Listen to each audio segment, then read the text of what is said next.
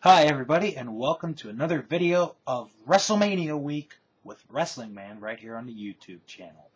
Today is day number 3, and I'm going to be talking about another of my all-time favorite WrestleManias. In the mid to late 1990s, the Monday Night Wars was going on between WWF and WCW, and at the time, WCW was king.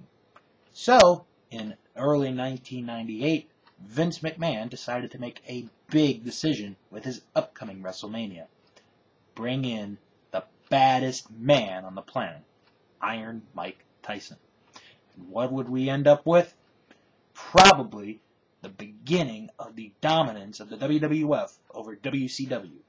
And it all began at WrestleMania 14. This WrestleMania took place in Boston, Massachusetts at the arena formerly known as the Fleet Center, now the New Boston Garden as I call it. And this WrestleMania was a big one because once again, in a way, Vince had pushed all the chips into the middle.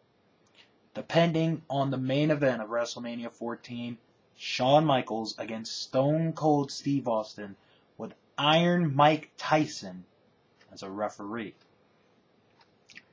But this WrestleMania wasn't, while most of this WrestleMania the focus was on Mike Tyson, Austin, and Shawn Michaels, there were a lot of other things going on at WrestleMania.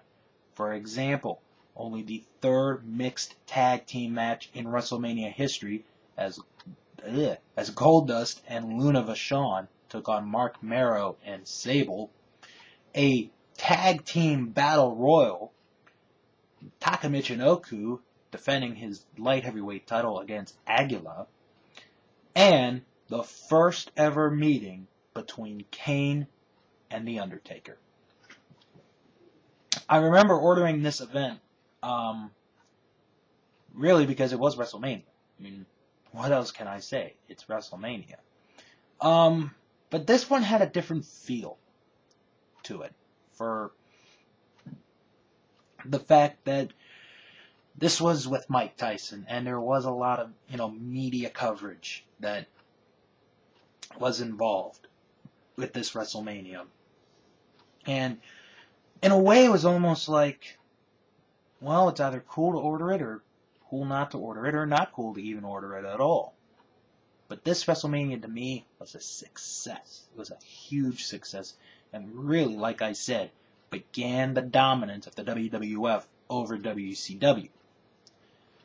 Now, of course, the main event, Shawn Michaels and Stone Cold Steve Austin, is a very good main event, despite Shawn Michaels working this match with a very bad back. And, as we would all learn later, this would be Shawn's final match before taking a 4-year hiatus from the WWE, while wrestling only once during that 4-year period. This was a very good match, told a very good story, I thought. First with Triple H and Chyna getting ejected from ringside, and then you have the fact that Tyson at the time was in the corner of DX, Shawn thinking that he had everything all set up as far as keeping the championship with DX. But towards the end, it got really good, and we saw one of the most memorable finishes to a championship match of all time. Austin going for the stunner, Michaels blocks it, tries for Sweet Chin Music, Austin blocks it, Stone Cold Stunner, 1, 2, 3, Austin becomes the new champion. And then we learn that Mike Tyson and Steve Austin were in it all along. But despite the main event of WrestleMania 14, there were a lot of very good matches, like The Undertaker and Kane, the first time these two ever met in a match. And for storyline purposes and what would eventually become the streak, this was a pretty good match between Kane and The Undertaker.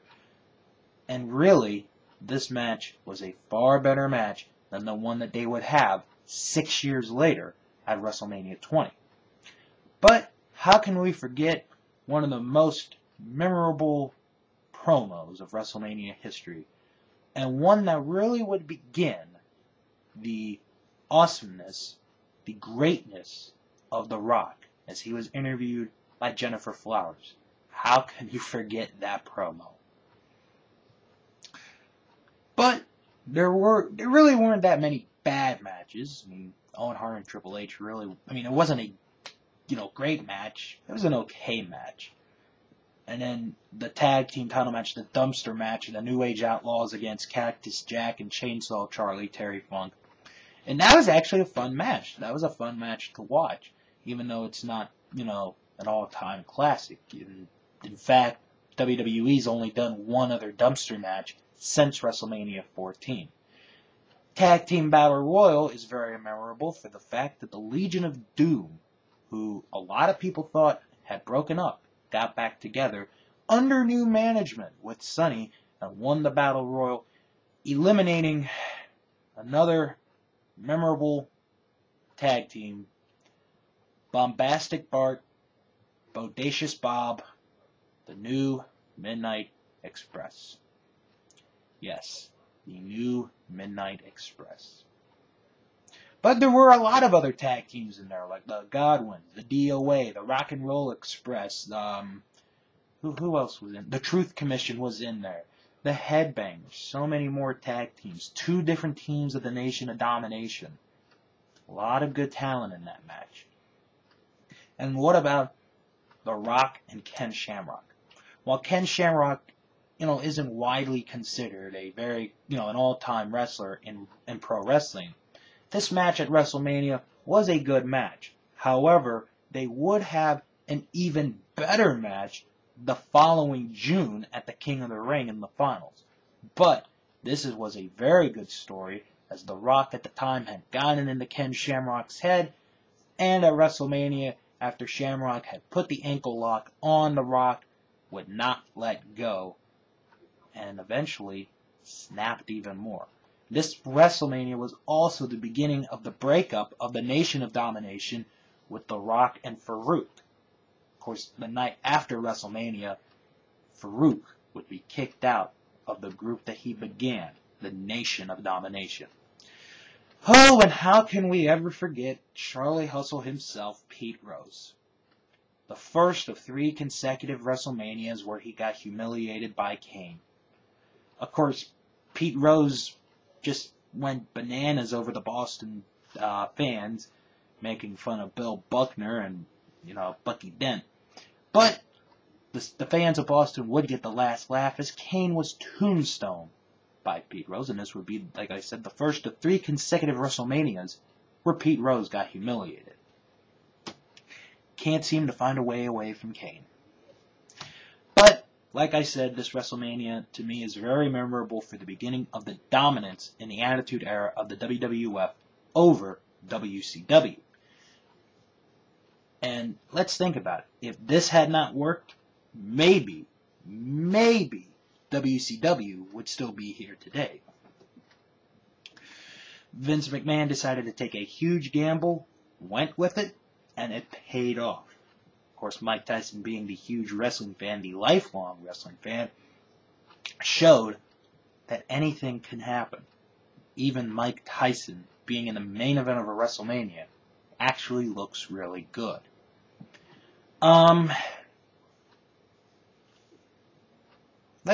Like I said, I feel this is a very good WrestleMania. This is one of my all-time favorite WrestleManias. Of course, I always thought, to me personally, the Attitude Era began when Steve Austin gave Vince McMahon the Stone Cold Stunner the first time. I have said that in the past to those who know me very well.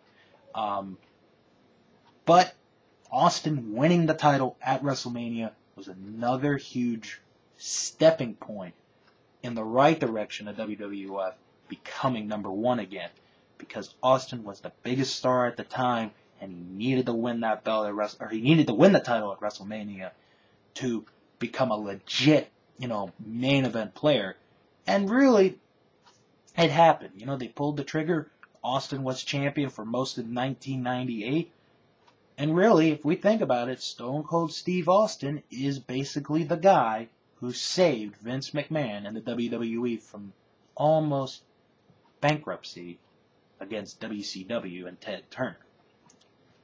Of course, another note would be the valiant effort of Shawn Michaels dealing with a bad back, doing a phenomenal job.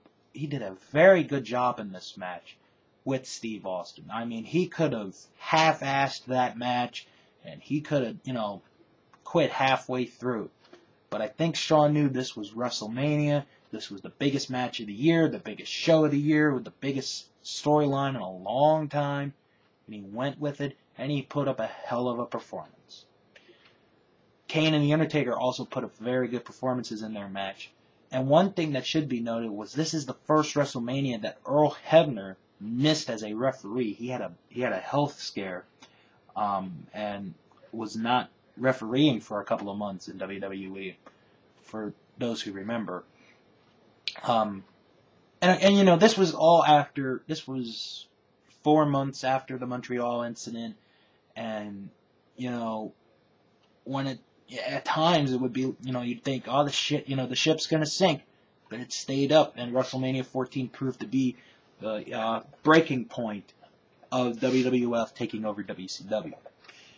Now, another reason I remember this event was, in fact, this was the only WWF pay-per-view I ordered the entire year. And I wouldn't order another WWF pay-per-view until June of the next year. How bad is that? I did not order another WWF pay-per-view till June of the next year. In fact, I only ordered like 3 pay-per-view events the entire year of 90. No, 4, I'm sorry. That one, Bash at the Beach 98, World War III 98, and Starrcade 98. And it's not because I like the WCW product more, it's just something different. And, saved my family a lot of money, to be honest. So, but WrestleMania 14 really holds true to me, close to my heart, because I do feel this was the beginning of WWF taking any momentum that WCW had away from them and eventually becoming, once again, the #1 promotion in the country, and then eventually #1 in the world, and then eventually 3 years later buying out WCW. Well, I hope you guys are really enjoying this. Tomorrow is going to be my last look at another of my favorite WrestleManias. I've done number 3, number 6, and number 14. Which one is it going to be tomorrow? Well, you're going to have to tune in to see what is another of my all-time favorite WrestleMania.